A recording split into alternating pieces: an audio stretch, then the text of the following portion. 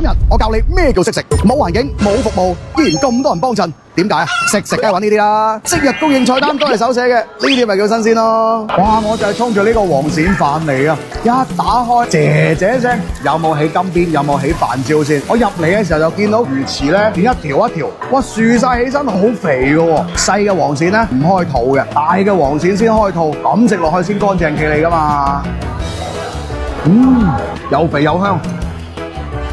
豉油醬汁又唔會太鹹，最緊要每啖飯裏邊都有條鱔肉喺度，鱔油瀉晒出嚟。廣州黃鱔飯我就係中意呢一間。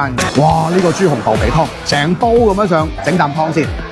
好濃嘅胡椒味啊！豆皮係炸過豬皮，但係一啲肥膩感都冇。中間個窿窿咧，佢汁咧喺晒裏邊啊！一擺個口就完全係奔放晒出嚟啊！豬紅都幾滑溜喎，酒樓大排檔能夠食嗰個機會咧真係唔多啊！一見呢隻雞咧，黃油好夠，皮又夠薄，食雞第一啖，乜都唔好點，食咗個雞胸肉先。好爽啊！啲肉雞胸位咧食落去都唔鞋啊，同埋佢嘅白滷水煮得好，加乜都冇點咧，其實雞好夠味，少少嗰種奶香味，五指毛桃味。即係咩啊？食雞有雞味啊嘛！嗱，廣州人咧就好簡單嘅啫，食材新鮮，真材實料，價格實惠，咁就係最掂噶啦。老細點個關注咧？